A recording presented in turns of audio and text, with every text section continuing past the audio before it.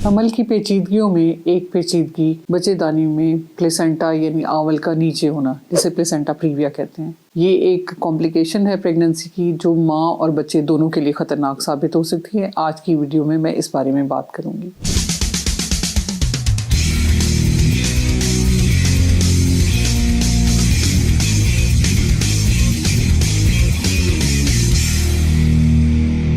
अस्सलाम वालेकुम, मेरा नाम डॉक्टर सबाहत खान है। मैं डॉक्टर्स हॉस्पिटल और उमर हॉस्पिटल जोहर टाउन लाहौर में as consultant gynaecologist and IVF specialist practice करती हूँ। हमल के दौरान हम पेशेंट्स के रेगुलर चेकअप्स कर रहे होते हैं। कुछ खवातीन को ब्लड प्रेशर, शुगर के मसाइल होते हैं, कुछ को बच्चे में कोई प्रॉब्लम्स आ रही होती हैं, लेकिन एक कॉम्प्लिकेशन बच्चेदानी में आंवल का नीचे होना यानी प्लेसेंटा प्रीविया है। एक ऐसी कंडीशन है जिसमें जब हमल ठहरता है, आम तौर पर ये हमल बच्चेदानी में ऊपर की तरफ ठहरता है, जिसे फंडल प्रेगनेंसी कहा जाता है। लेकिन बाज़ केसेस में हमल बच्चेदानी के निचले हिस्से में ठहरता है और वहाँ पे ग्रो करना शुरू होता है। जब साइज में बड़ा होना शुरू होता है तो आंवल यानी प्लेसेंटा नीचे की तरफ ग्रो करना शुरू होता है, यानी जहाँ से बच्चेदानी से बच्चा बाहर निकलने का रास्ता होता है वहाँ ये ग्रो करता है। और इसमें प्रॉब्लम क्या होता है कि जैसे जैसे प्रेगनेंसी बढ़ती जाती है, खासतौर पर हमल का 5वां 6वां महीना, यूट्रस जैसे जैसे स्ट्रेच होकर बड़ा हो रहा होता है, वहाँ पे प्लेसेंटा अटैच होने की वजह से, स्ट्रेच की वजह से वो वहाँ से उखड़ता है और वो जगह ब्लीड करना शुरू हो जाती है। अक्सर खवातीन हमल के 5वें 6ठे महीने में स्पॉटिंग की कंप्लेंट करती हैं या कुछ खवातीन को ब्लीडिंग ज़्यादा होना शुरू हो जाती है। ये एक हाई रिस्क सिचुएशन है।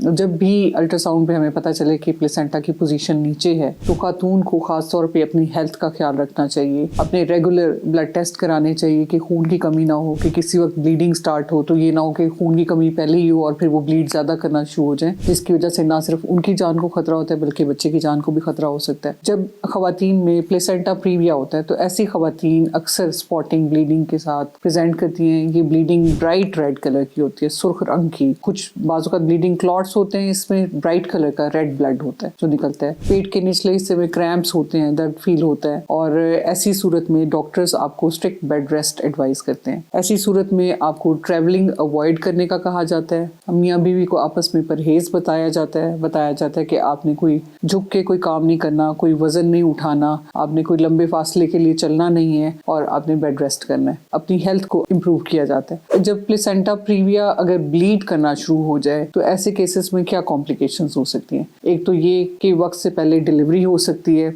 और वो डिलीवरी बजरिया सिजेरियन की जाती है, बड़े ऑपरेशन के जरिए की जाती है, क्योंकि नीचे की तरफ तो सारा प्लेसेंटा होता है और बच्चा वहां से नॉर्मल डिलीवर हो नहीं सकता। और इसके अलावा ब्लीडिंग एक्सेसिव होती है, ब्लड लगाने की जरूरत पड़ सकती है, ब्लड ट्रांसफ्यूजन की। और ये सारी चीज़ें अगर जब भी आपका प्लेसेंटा प्रीविया हो और कोई ऐसी कॉम्प्लिकेशन हो तो मैं हमेशा सजेस्ट करूंगी कि किसी ऐसे हॉस्पिटल में जाके डिलीवरी कराएं जहां ब्लड बैंक की सहूलत मौजूद हो, ताकि अगर आपकी ब्लीडिंग होती है तो फिर फौरी तौर पे आपको ब्लड लगाया जाए। जहां आईसीयू मौजूद हो, कि इंटेंसिव केयर की जरूरत हो तो वो आपको वहां पे एडमिट किया जाए। जहां ऑपरेशन थिएटर्स अच्छे हों, जहां काबिल डॉक्टर्स हों जो उस कंडीशन को ऑपरेट करके मैनेज कर सकें। और इसके अलावा वहाँ पे बेस्ट नर्सरी मौजूद हो कि अगर इस कॉम्प्लिकेशन की वजह से या ब्लीडिंग की वजह से कबज़ वक्त बच्चे की पैदाइश होती है तो उसको नर्सरी में रख के मैनेज किया जाए। अब प्लेसेंटा प्रीविया डायग्नोज कैसे होता है? एक तो बाज़ औक़ात कुछ खवातीन जिन्होंने अल्ट्रासाउंड ना कराया तो वो ब्लीडिंग के साथ प्रेजेंट करती हैं। दूसरी सूरत ये है कि जब प्लेसेंटा अल्ट्रासाउंड पे देखा जाता है